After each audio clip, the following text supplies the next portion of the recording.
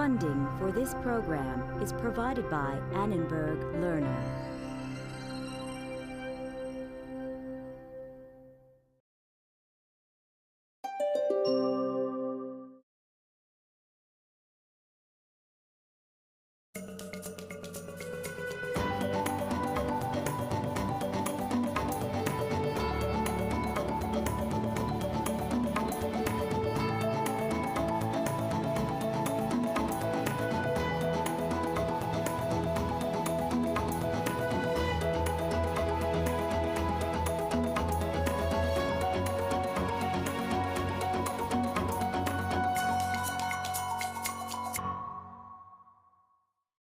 Hello, I'm Pardeep Sabeti, and this has been Against All Odds, where we hope we've made statistics count and shown how it can be valuable in ways you might never have expected.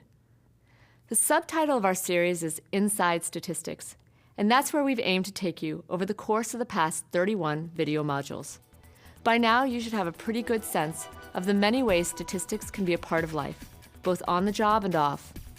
We've looked at very specific examples to illustrate all these different statistical concepts, from a club for tall people, to your odds at the casino, to a poem possibly written by the bard himself. But we hope that you've also realized that the stories we focused on are just the tip of the iceberg for statistical applications. All kinds of businesses use statistics to keep track of sales and improve the bottom line. Tons of workplaces use statistics to monitor processes and improve quality and efficiency. Food service, retail, manufacturing, the service industry, all these sectors of the economy employ different statistical tools in their quest for success. Healthcare practitioners utilize statistical techniques all the time to figure out what treatments for particular conditions are the best.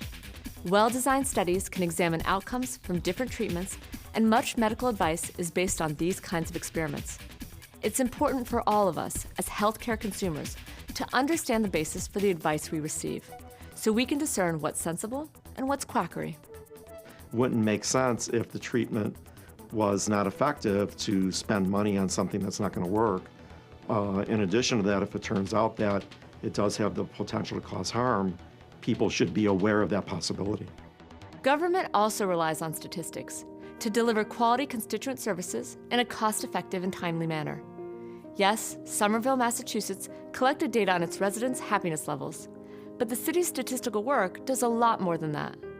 We're very proud of the fact that even though we offer some of the best services around, we spend the least per capita of any city in Massachusetts. What I think that tells us is that we're doing a good job of delivering services efficiently. You know, there's so many things, you start digging into the data and you realize, oh, we could probably spend a lot less on this service if we simply did X, Y, or Z. So there are lots of policies that we've enacted because of the data that have allowed us to use the taxpayers' money more efficiently and just generally make the city a better place. The federal government also deals in statistics, and not just the decennial census that counts up every U.S. resident. A lot of things that you probably overlook on a regular basis, like the unemployment rate, the consumer price index, your health statistics, crime statistics, housing rates. The Census Bureau is actively working on those things every day, every week of every month, all year round. That kind of information helps government agencies figure out what's happening all across the country. They can then make decisions about where and how best to allocate funds and services. Companies also dip into this kind of data for their marketing plans and business models.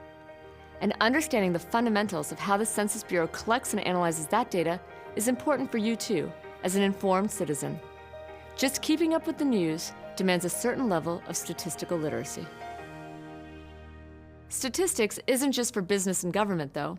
It provides a way to organize data no matter where you encounter it. We can gain insights into the world around us when we apply statistical techniques to any observed data. It's stats that helped us confirm the link between chemicals in the environment and failing peregrine falcon populations. It's stats that allows spring water supply predictions based on winter snowpack. And it's stats that helped quantify the deadly relationship between powerboats in the water and manatees. These are very specific examples of how statistics can help us understand the natural world and our interactions with it. And sometimes seemingly small-bore questions, like the changing spring migration timing of a bird species, can have wider implications that statistics can help identify. As we expect the climate to continue to warm, these shifts in phenology, shifts in when life events in certain organisms happen, can alert us to what might happen in the future with continued climate change. It's hard to get larger scale than global climate change. So way back in our first video, we told you that statistics is important for everyone, not just top-level scientists and mathematicians. We hope, as you move forward toward a career, whatever that may be, and spend time pondering life's mysteries, big and small, you'll call on the statistics you've learned here to help you understand the world out there. For Against All Odds, I'm Pardees Sabeti.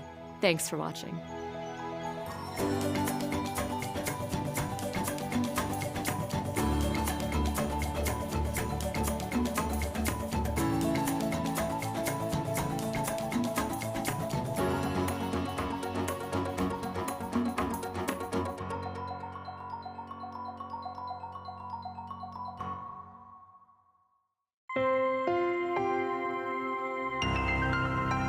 Funding for this program is provided by Annenberg Lerner.